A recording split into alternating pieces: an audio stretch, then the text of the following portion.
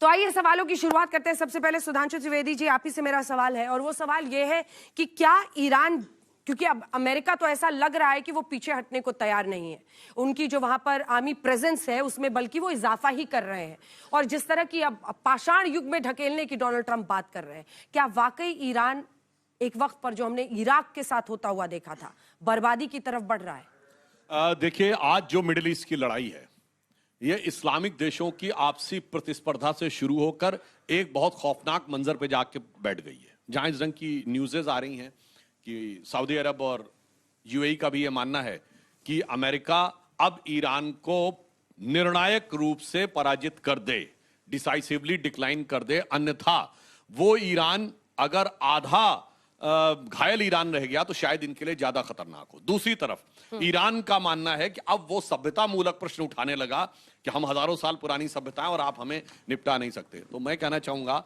आज middle east के देश और ईरान, इनका रिलेशनशिप जानते क्या हो गया है? वो जो आप लोगों ने पुरानी वाली मुगले आजम फिल्म देखी हो तो जो आखिरी वाला सीन था जिसमें अनारकली को फांसी दी जा चुकी है, पर एक रात के लिए उसको मलिकाए हिंदुस्तान बनाकर भेजा जाता है सलीम के पास, तो अकबर उससे कहता है सुबेरा होने से पहले तुमको इसे सुंघा देना होगा, वरना सलीम तुझे मरने नहीं देगा और हम तुझे जीने नहीं देंगे। तो आज मिडिल ईस्ट के कंट्री कह रहे हैं कि ट्रंप हमें मरने नहीं देगा पर ईरान हमें जीने नहीं देगा, यानी दोनों तरफ से वो मामला बुरी तरीके से फंस गया। मगर एक सकारात्मक प्रश्न मैं कहना चाहता हूं, अगर ईरान ने यह विषय उठाया है कि हम 6000 साल पुरानी सभ्यता हैं और हमने कई बार युद्ध लड़े हैं और हम नष्ट नहीं होने वाले, तो यहां पर प्रश्न बहुत उचित है। अगर ईरान अपने सभ्यता मूलक प्रश्न की तरफ गया तो ईरान के वर्तमान कैरेक्टर से कई चीजों में बदलाव संभव है, क्योंकि मैं कह सकता हूं भारतीय उपमहाद्वीप यानी इंडिया, पाकिस्तान एंड बांग्लादेश के मुसलमानों के अलावा सिर्फ ईरान एक ऐसा देश है जिनके मुसलमानों को यह पता है कि वो मुस्लिम होने से पहले क्या थे। बाकी जगह प्री इस्लामिक हिस्ट्री पूरी तरीके से वाइप आउट हो चुकी है। और अगर सभ्यता मूलक प्रश्न उठेगा तो भारत इसमें बहुत अच्छी भूमिका निभा सकता है। आप में से जो बच्चे बैठे हैं और जो आपके लाखों दर्शक देख रहे हैं, मैं उनसे कहना चाहूंगा कि जरा जाके चेक करिए। प्राचीन ईरानियन एक गॉडेस है जिनका नाम है आरा देवी सूरा अनिता। एक तो नाम है आरा देवी, ये सभ्यता मूलक क्वेश्चन है, सिविलाइजेशन, और उनके सर के पीछे सूर्य ऐसा बना है, सूरा नाम है, और वो बैठती किस पे है? शेर पे बैठी हैं। तब आपको समझना चाहिए कि कनेक्शन कहां से है। और अगर अमेरिका कहता है तो अमेरिका भी बड़ी पुरानी सभ्यता थी। आप में से सबसे जाके मैं कहता हूं जाके चेक करिए, monkey God of Honduras. Honduras एक छोटा सा कंट्री है लैटिन अमेरिका में, उसकी आप फोटो देखेंगे तो घुटने के बल बैठे हुए बंदर हैं और हाथ में गदा तक लिए हुए हैं। तो आपको समझने की जरूरत नहीं है कि वो किसके कनेक्शन है। तो अगर इन देशों में सिविलाइजेशनल सेंटीमेंट उभरता है तो विश्व के लिए भविष्य में एक सकारात्मक दृष्टि उभर कर सामने आएगी।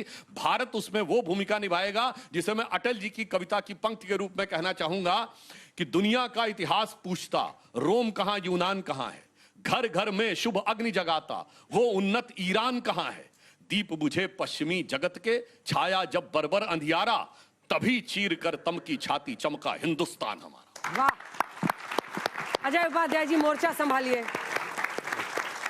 और जवाब दीजिए। आज देखिए, आप लोग इस पूरे युद्ध में हम लोग देख रहे हैं कि पूरा विपक्ष जो है वो बार बार चाह रहा है कि ईरान के समर्थन में खुलकर भारत आ जाए, लेकिन आज स्थिति जो आप देख रहे हैं इसका अंत कैसे होगा?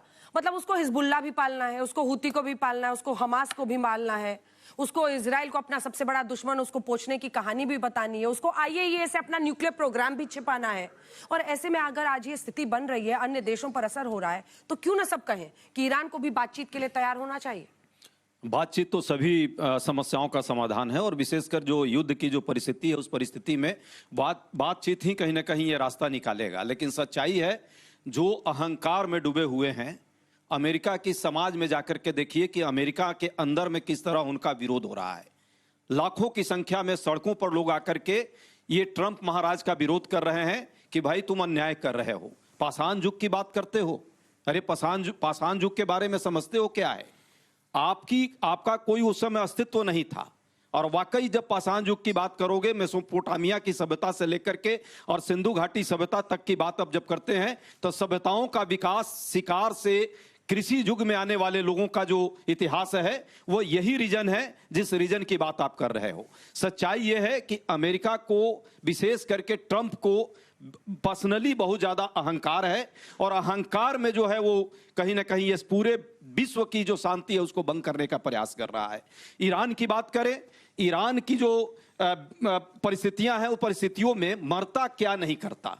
आज जो परिस्थिति उसकी है, जब आप उस पर आक्रमण करते हो और आक्रमण करके उसके बच्चियों तक के छोटे छोटे बच्चों को भी स्कूल में भी आप उनको मारते हो, उन परिस्थितियों में उसको क्या उसके पास अब विकल्प है।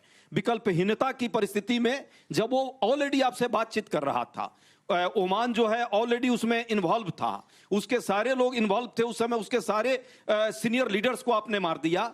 आज परिस्थिति है जब स्टेट ऑफ हॉर्मुज पर जब वो रोक लगाया, प्रतिबंध लगाया और विश्व की आर्थिक नाकाबंदी आज हो चुकी है, यहां तक कि अमेरिका में भी महंगाई और बाकी चीजें बढ़ी है, तब आपको समझ में आ रहा है। और ट्रंप के बारे में क्या कहना है, मुझे लगता है ट्रंप के बारे में भारत के लोग समझते हैं, बिना पेंदी का लोटा है वो। आज ठीक है, कल कुछ कह देगा, परसों कुछ कह देगा, रोज अपनी स्टेटमेंट बदलता है। और सच्चाई ये है कि उस स्टेटमेंट के बदलने के बाद भी परिस्थिति जो है गल्फ के देशों में आज भी स्थिति खराब हो रही है। अमेरिका की वर्चस्ववादी जो राजनीति थी, उसकी जो सिस्टम था, ताकत थी, वो कम हो गई। ऑपरेशन सिंदूर में तो आप लोग उन पर बहुत विश्वास कर रहे थे। नहीं, मैं विश्वास नहीं कर रहा था।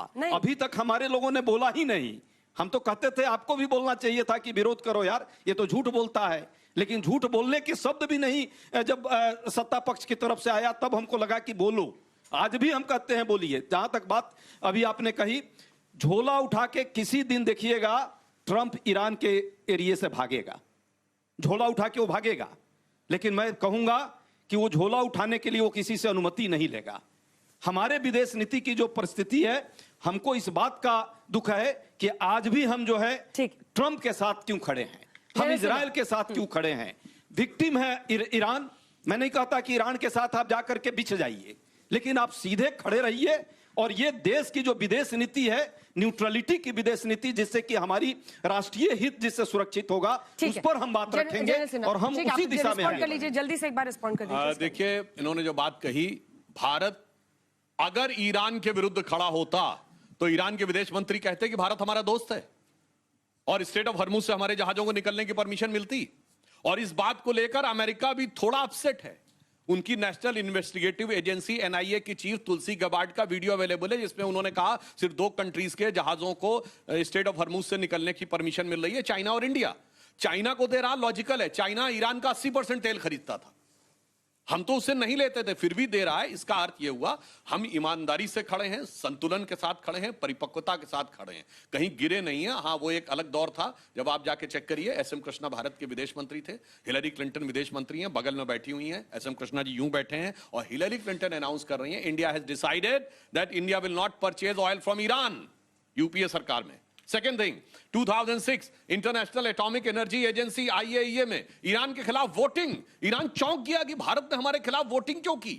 किस लिए? क्योंकि अमेरिका से न्यूक्लियर डील करनी थी।